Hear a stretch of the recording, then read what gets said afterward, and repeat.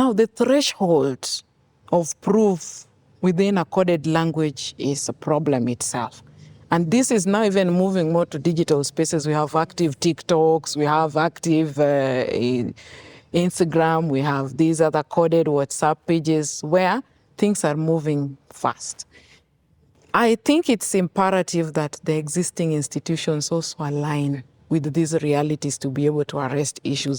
Otherwise, we are likely to see citizens taking things in their own hands because of feelings of state or institutional failure to be able to address their issues. Then there is need for concerted efforts to rally behind institutions championing for this. Because, as you said, the civic space is shrinking. Nobody wants to act in isolation. Everybody wants to act in a space where they feel a sense of safety and collectiveness in the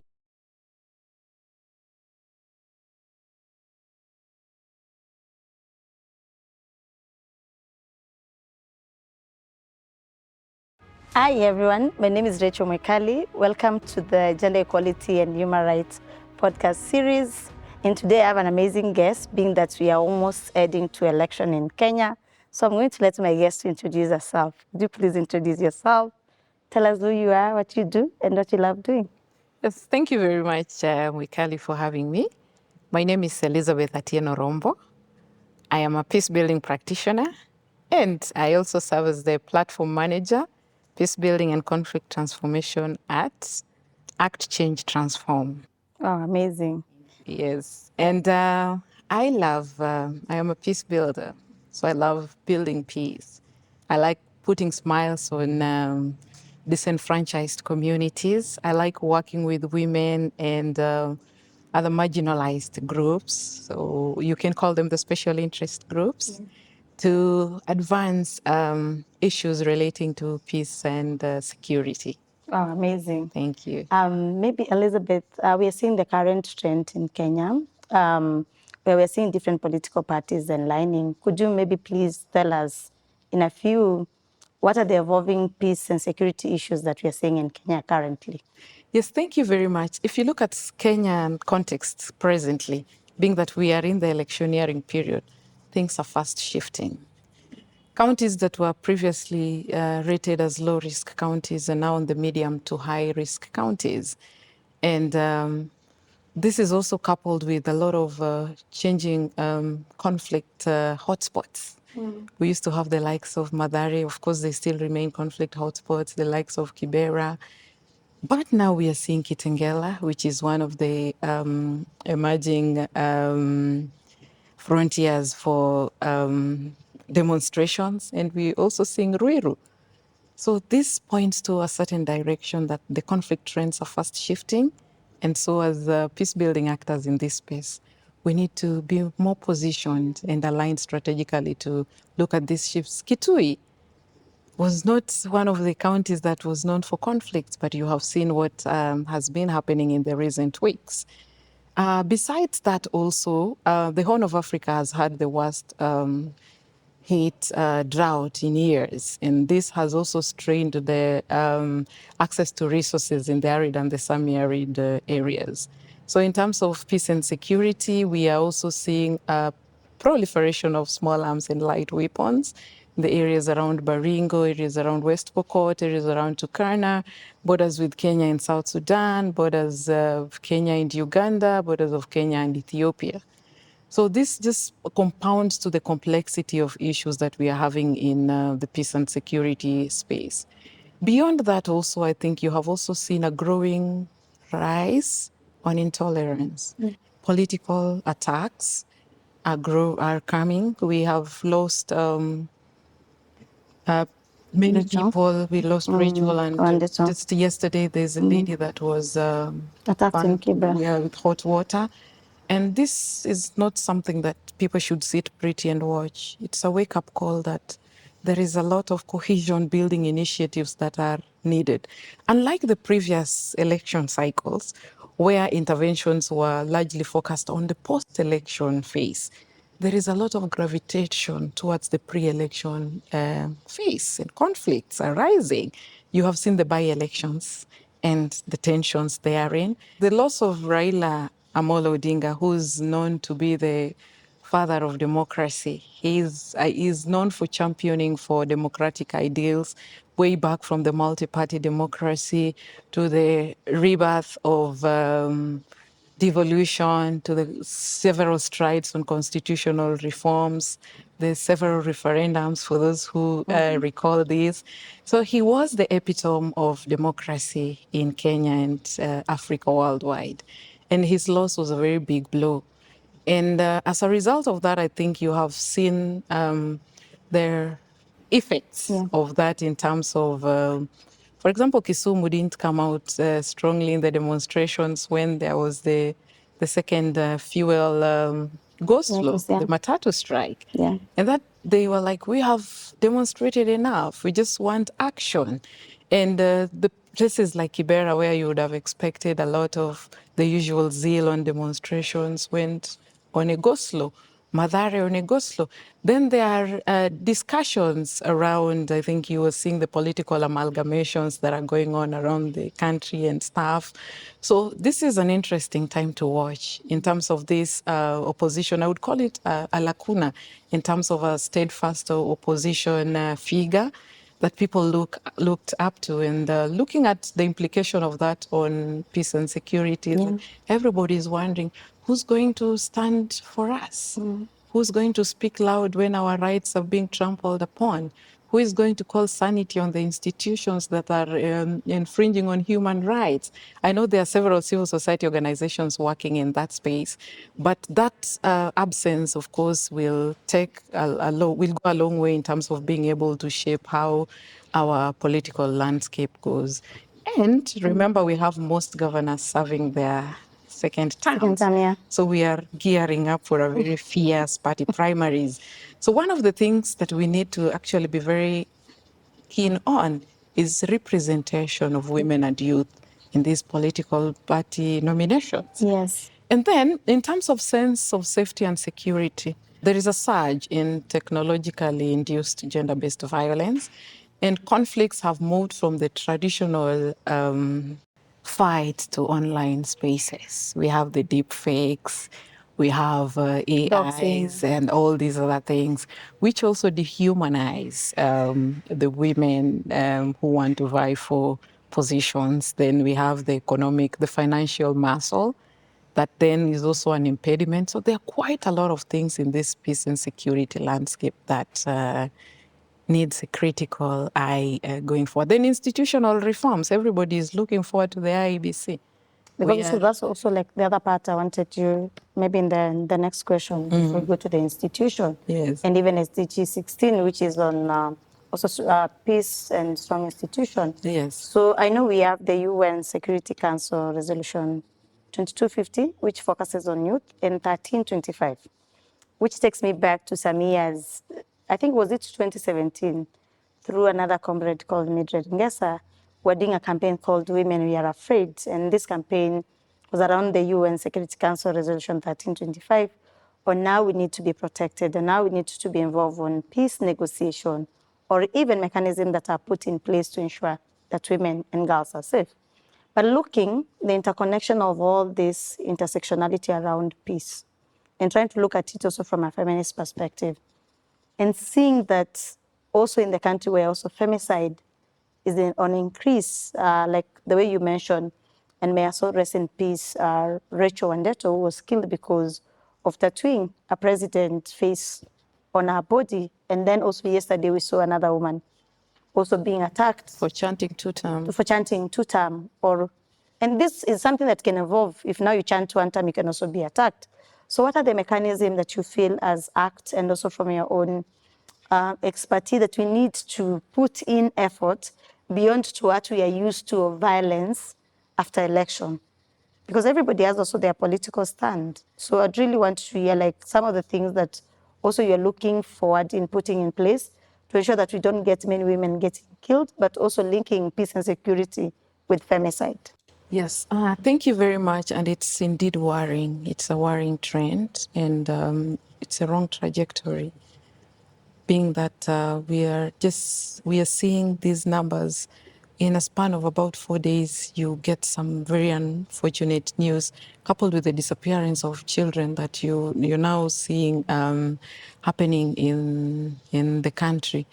So one of the critical things that ACT is doing, and alongside the other actors, ACT has been funded by Denmark to implement a women, peace and security program that aims at strengthening localization of the national action plans to ensure more inclusion of women in these peace and security structures. The value of doing this is that, traditionally women do a lot, but what they do is hardly recognized. Yes. And even when they exist in spaces, the means of decision making, it is very difficult to put a hand on the extent to which the propositions they make are taken up into the decision-making process. So we come in at that particular point to strengthen engagements, both at the local level and also working with the State Department for Gender and Affirmative Action to champion implementation of Kenya National Action Plan 3. Remember, UN Resolution 1325 has come a long way. We have the two-thirds gender rule in Kenya, which is still a mirage. Which is still... We come in to lead strategic discussions, both with the women at the grassroots, but also with the decision makers, to bridge this deficit that exists in terms of participation and being able to expand the security and peace space, to have not only women present, but women making and influencing decisions around participation, around protection, and all these other things.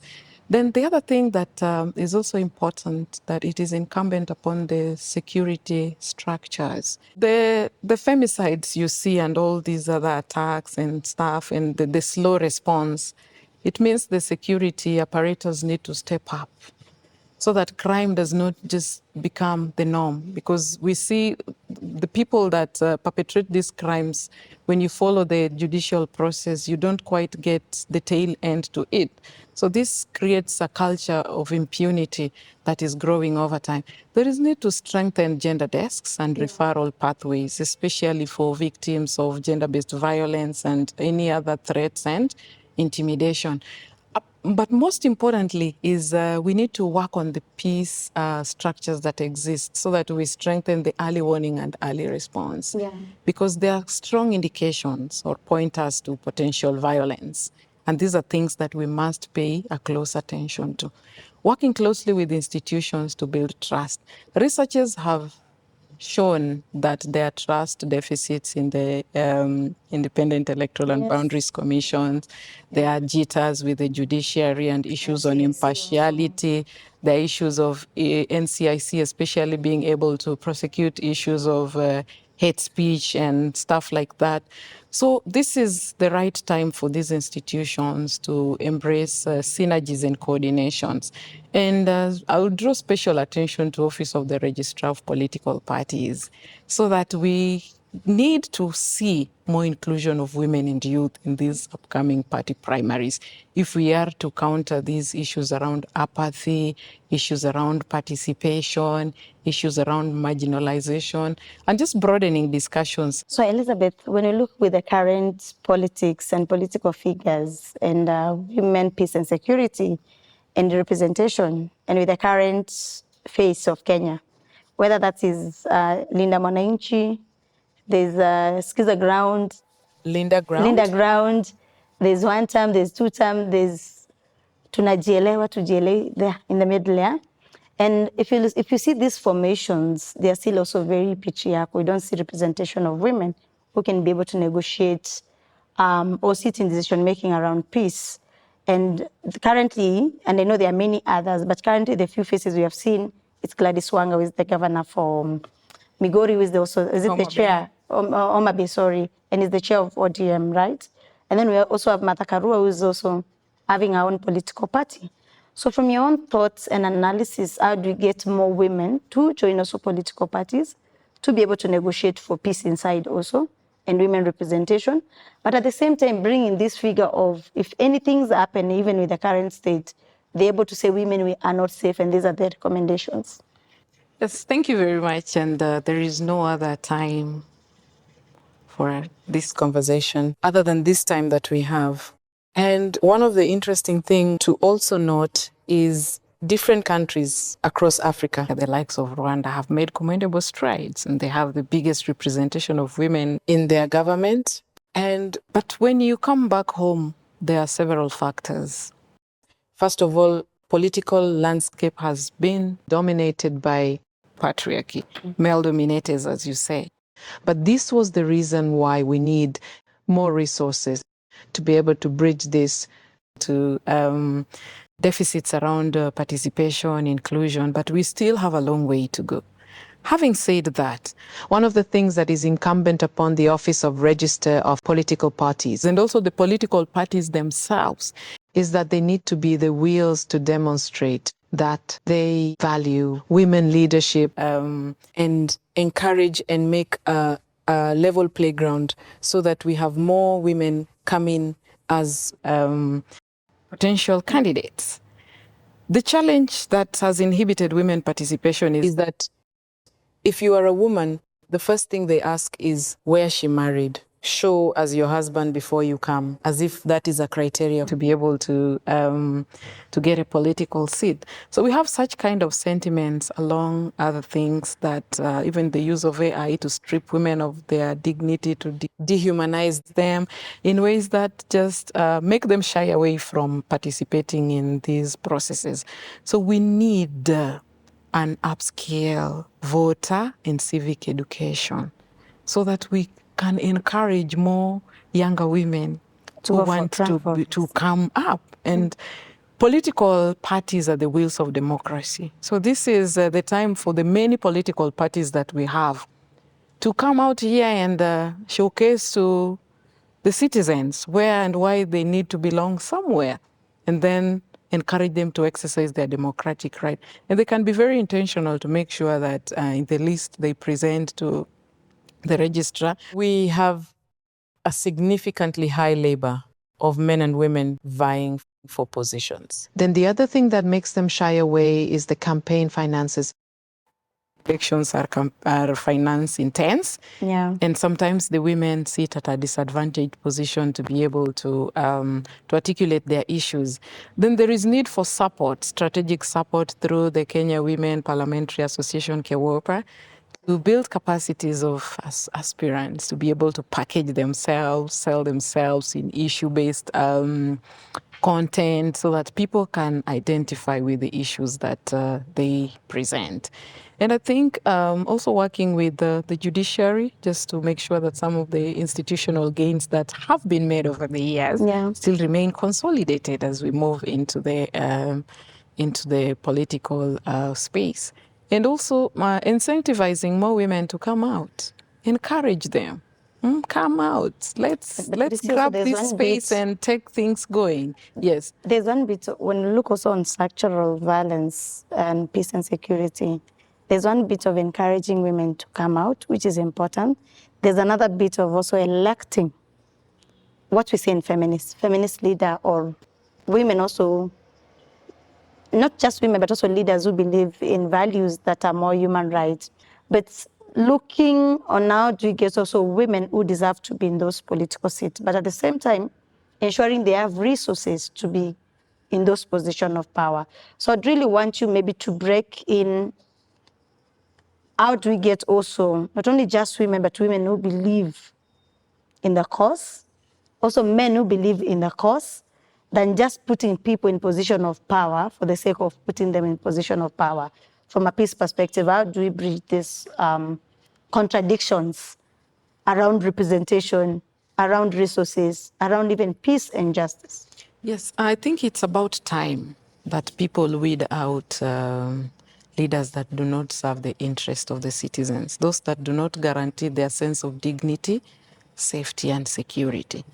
You realize that most of the time, elections of these leaders is not issue-based. It is because the wave in the region is pointing to zone A, or is it pointing to zone B? So we lose sight of the people championing for ideals.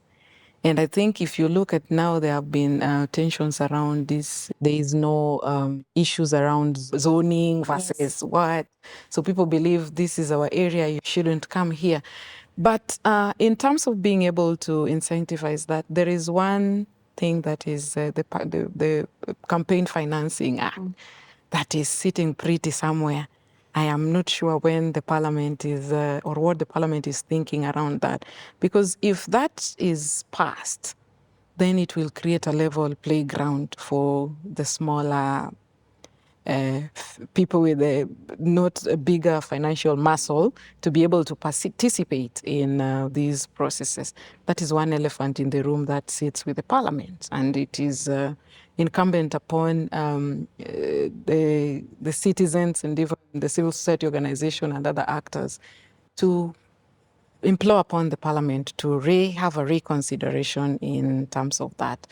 Then the other thing is when you look at these political parties themselves, being that they are male-driven, I think the people at the helm of these political parties also need to take initiative to be the champions for these women inclusion into these positions. Because in the WPS cycles, male champions have really helped transform a lot globally. How about if we translate the same energy into the political landscape? A lot more will be done. Then having more women at the center of early warning and early response and decision making is very integral, because they will be able to track what are the emerging trends, how are the scenarios unfolding, what are the implications on these, and then the women's situation rooms. What are they presenting in terms of women and how they are impacted in the pre-election phase, during the election phase, the post-election phase? How do we work on institutional strengthening so that we do not have to come and say, for example, Party A needs to give us this number, but they reason and tell us this is what we give you. So they will meet the constitutional, they will meet the threshold of submission to the ORPP. But what happens to those that are put inside there? So I think there is also need to create that balance. You see, when the women member of the women representative position was created as one of those affirmative decisions of women, people are like, if we want more women beyond the women representative position, can we have other women coming up as governors? In this country to date, if you take stock of how many women governors we have, I don't think there are more than 10. There were, I think, 7. Now after Carrera, I think now there are 6. So do you think you're going to have more or less in the next election? That is the question for you and me to be on the lookout. And what do you need to tell the public? Is there something you need to stress? Because also there's no way we need to have gain and then go back and roll back without getting more. Yes, we need a more sensitized public, especially on why it's important to include women in leadership. You know, women undertake a lot of informal roles, and these informal roles have brokered peace where men at the table could not be able to do something. So there is something about the maternal instinct in women in leadership that usually, if well built upon, can catalyze a lot of humanized leadership and approaches. So, for example, if the governor is male, why can't they take a running mate as a woman? If But that not happens, as a token, but not as a token. yeah. And how about if a woman wants to be the governor, why can't a male deputize? And then we go. That is the missing link. And I think it's one of those interesting conversations that we continue to explore to see how best do we support these aspirants to be able to package, articulate their issues, and even security to them, because they're usually the most vulnerable during campaigns. You could be attacked, you could be violated in other very undignified ways. So a lot of different things happen, threats to their families. So just beyond looking at their participation, we need to eliminate the barriers to meaningful and inclusive participation of women, both in peace, security, and governance spectrum. Wow. Yes. This is a very informative session. And it makes me also like reflect also with civic space. Because traditionally or ideally, when you talk about peace and security, majority of us, even the public, focuses on elections. But we don't look on how peace and security affects our daily lived reality. And especially even with most human rights defenders or even peace activists who organize in communities, and with the current geopolitical and the trends on civic space.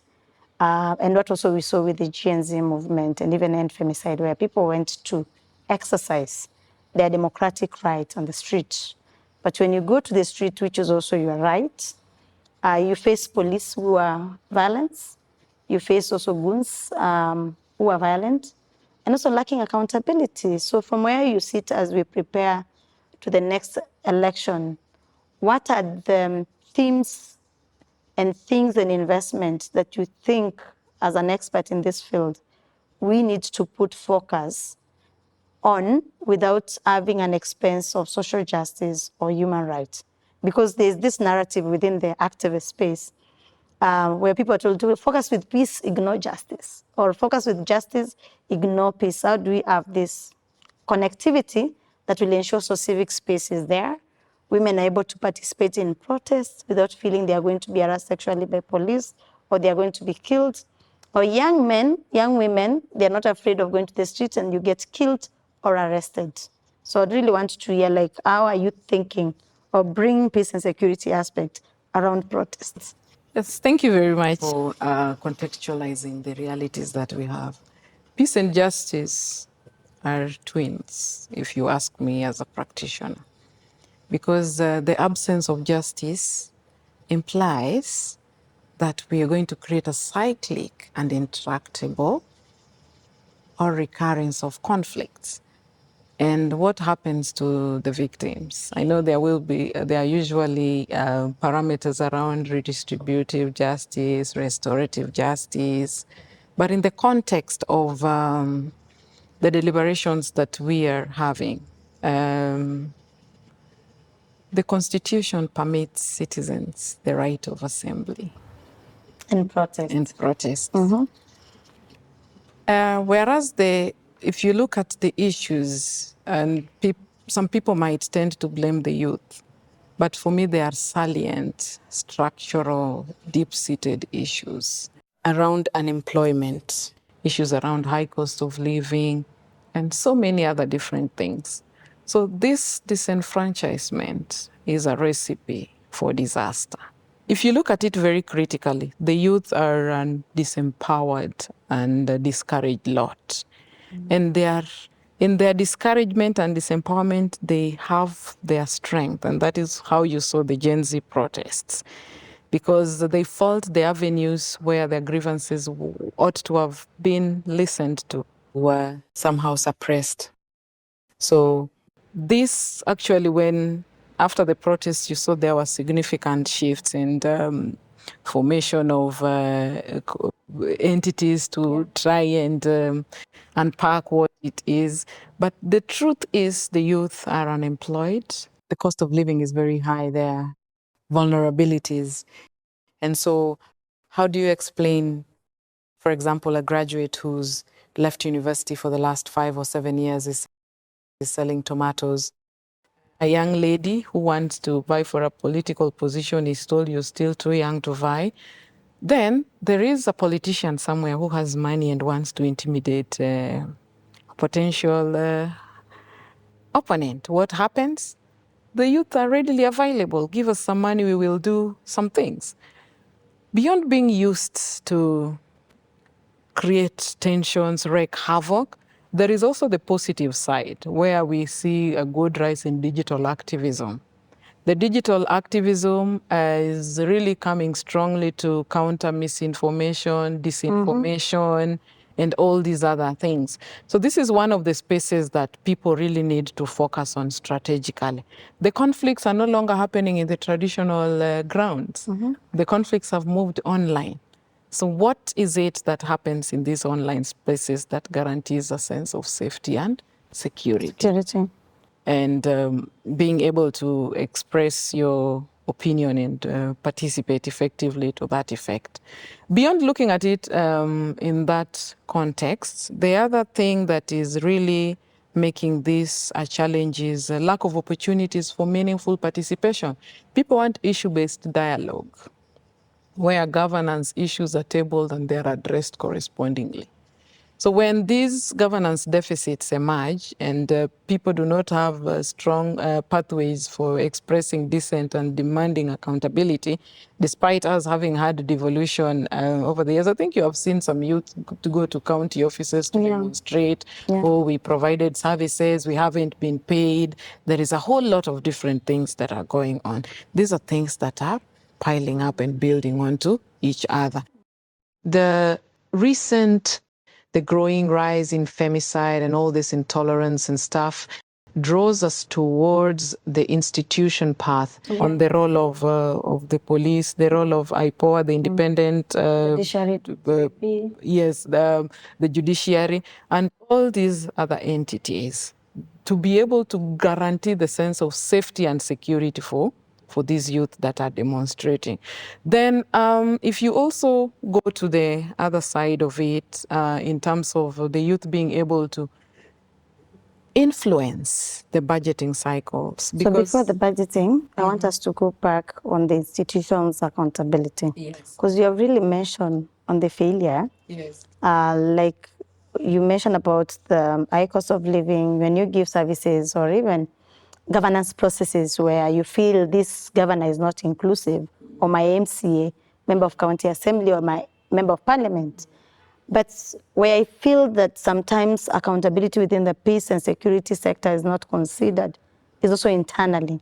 When a police is able to harass sexually or violate protesters, like what we see also in Nyeri that happened recently, where is the accountability around peace and security? Yes. When you see women getting killed and then maybe we silo the struggle to gender organization or to human rights organization and not to peace sector, I think we lose an opportunity around localizing the whole resolution 1325 and 2250. So is there a possibility of also taking this issue of peace and security from a lived reality of police, they have failed, here's the accountability? Because when you kill people, people will continue protesting.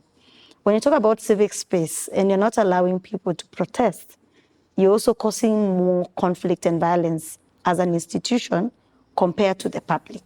So that accountability, how does it look like? Yes.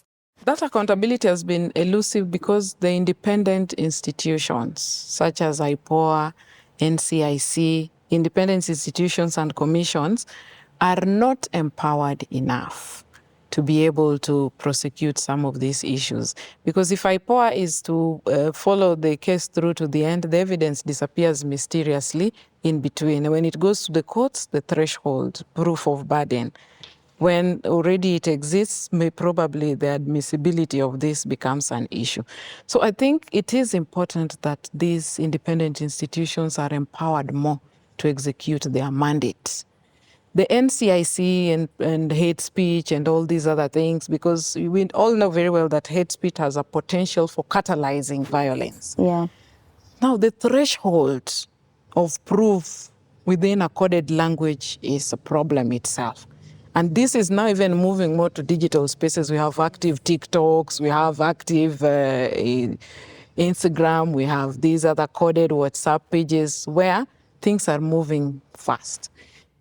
I think it's imperative that the existing institutions also align with these realities to be able to arrest issues.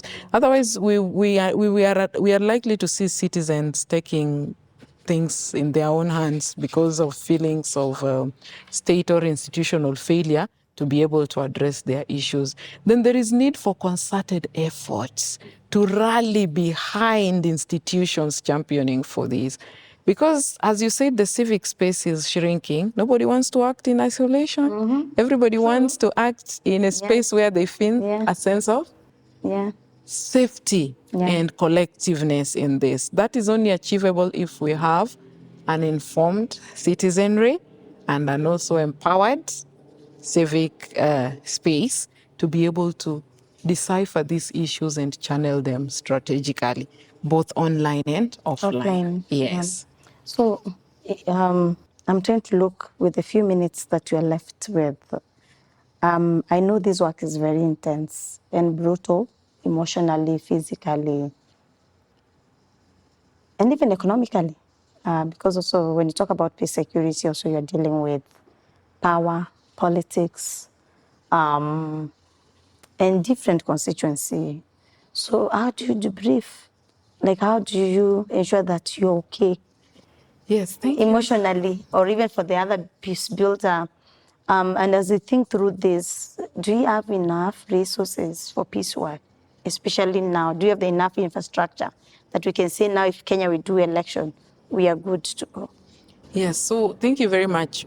It is quite unfortunate that sometimes when we speak about peace, people think of peace as an end and not part of a process. And that translates into the significant disparity in terms of the support allocated to institutions and processes that are championing for peace. In the context of elections, you will see a surge of investments. Oh, let us work towards a peaceful, Community peace democratic, forums, dialogues. very revamped. And then after elections, things go low. What does that tell you? It's in the culture. And then even the institutions that are supposed to champion for peace are grossly underfunded, both at the government level, but also within the donor working space. Yeah. And so I think one of the important things is also to discuss sustainability of these peace building investments that we have by encouraging the county governments, because across all these counties that have directorates and have departments of peace, they exist, but they are grossly under-resourced. Yet peace and security, without peace, there is insecurity. Yes. So all these need to be, they walk hand in hand. It's like a relay, coordinated. That is one of the things that is missing. Like right now, like I indicated to you earlier, we need a lot of investments pre-election. A lot of investment in cohesion building. You're seeing the fragmentations. The counties like Bungoma, counties like Migori, counties like Uasin Gishu, counties like Nyeri, counties like Garissa, counties like Kilifi are emerging as high-risk conflict areas.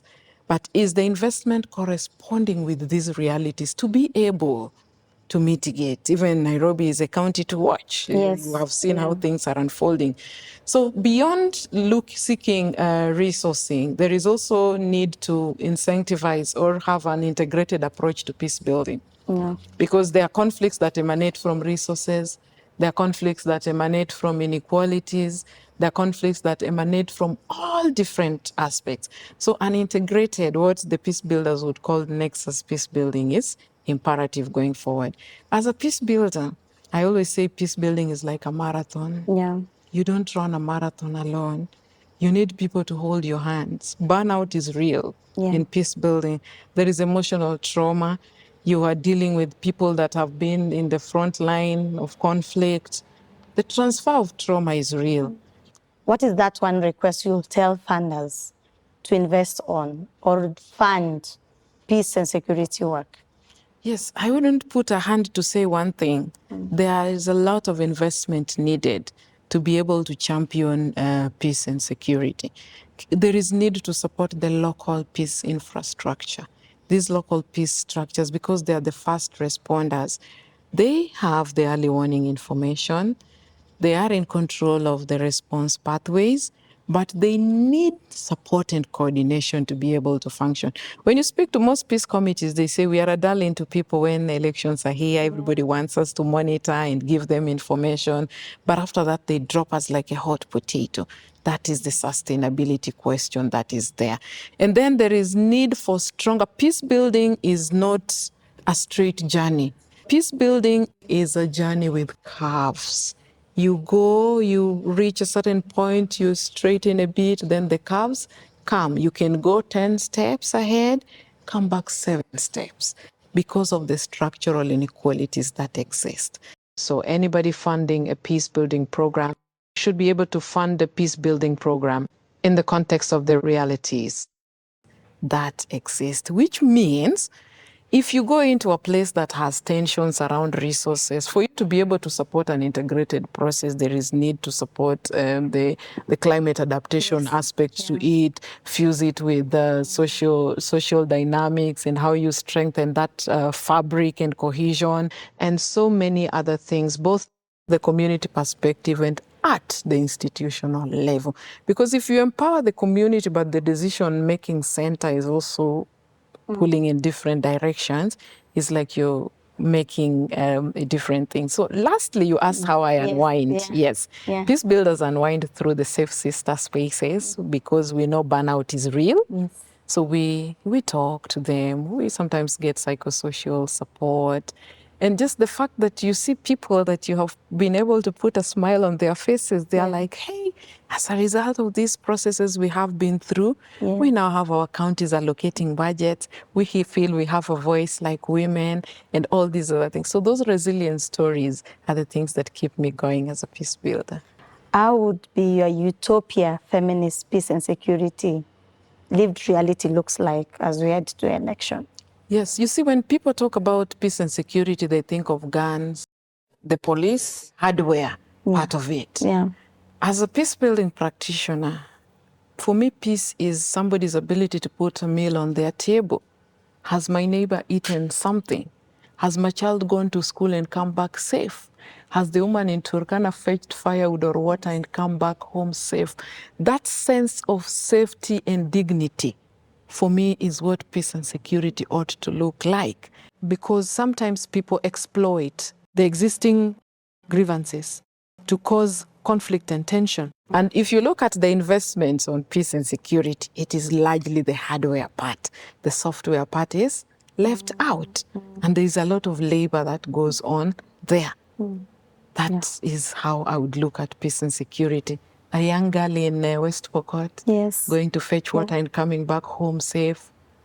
That is peace and security for me. Women along the borderlines not being displaced because of tensions and lacking basic necessities, children not being able to access school. If they are able to access education, they have good sense of nutrition and all these other things going on, that is peace and security for me. Yes. Thank you, Elizabeth. Stressing the point around even why it's important, first for funders, to be able to invest a lot of resources and infrastructure on peace and security. Why, as a public, we have to be keen on misinformation, disinformation around peace and security. That point is around technology-facilitated gender-based violence, on how it's fueling a lot of insecurity issue. And as well, emerging areas, narrative of new areas that are becoming more conflict, and why it's important to ensure that we're able to prevent it before it was, and ensure that the UN Security Council Resolution 2250-1325 is implemented. And to appreciate you and act for the amazing work you do. And we hope to continue this work collectively with other civil society movement to ensure that peace is centered with the lived reality of Kenya. Yeah, asante. Thank you. Yeah, thank you.